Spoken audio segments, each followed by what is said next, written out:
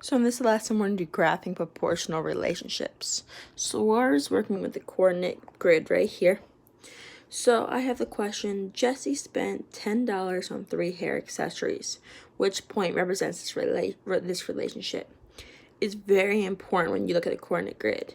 You look at the axis title. The titles will tell you where the numbers should go.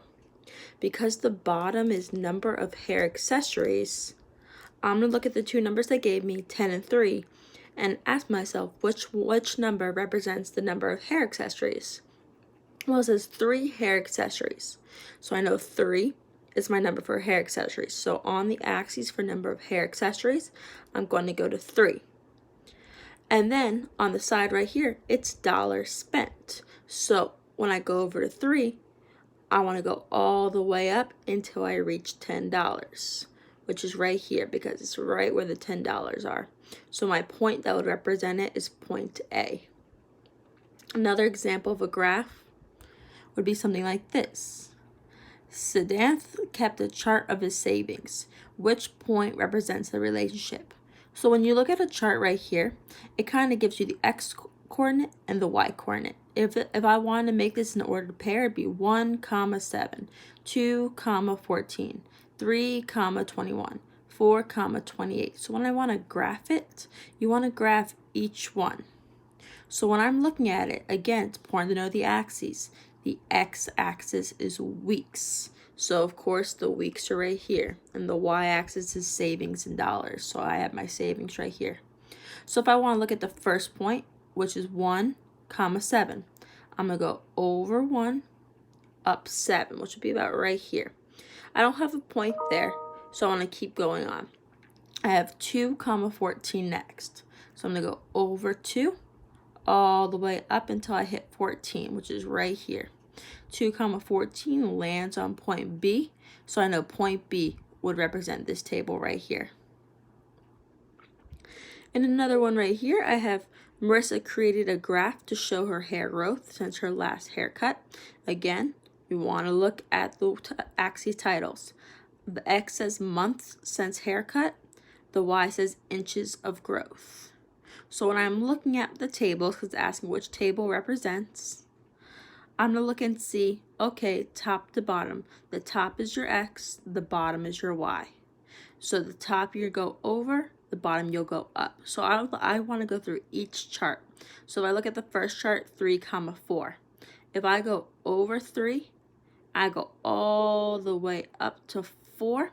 I see that my line does not end up there. So I can cross A out and I can cross B out because it's 3, 4. My next one says 4, 3.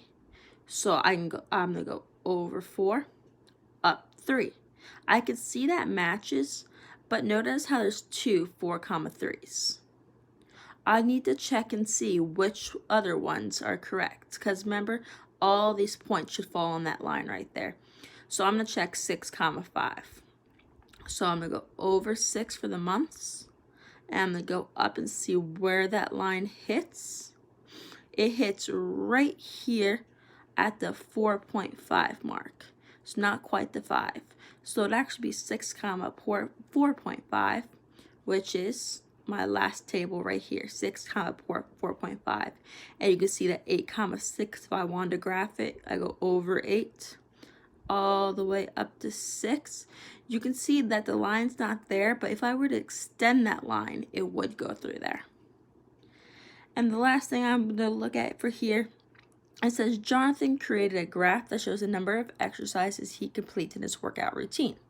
Again, very important that you look at the titles. The X is the number of crunches, the Y is the push-ups. So I'm going to go right here. It says Jonathan does 3 crunches. So I'm going to go over to 3 crunches, which is about right here, for every 2 push-ups. I'm going to go up. There's no dot there, so I'm going to keep going. It says Jonathan does 2 push-ups for every 3 crunches. Well, remember, push-ups is right here. So I'm going to go over to 2 push-ups and the 3 crunches, still not there. I'm going to look at my next one. Jonathan does 2 push-ups for every 15 crunches. So see a number of crunches on the bottom, and it says 15 crunches. So I'm going to go over to 15 on the crunches axis, which is the X. And I'm going to go up to the dot which is 2. Remember the y-axis is push-ups, so this one's correct. The last one's incorrect because it says 15 push-ups for every 2 crunches. When I have number of crunches on the bottom, 2 would be about right here. And if I go up, it would not give me 15. So of course, C would be correct here. Again, super important. Make sure you're looking at the titles of your axes, the x-axis and the y-axis.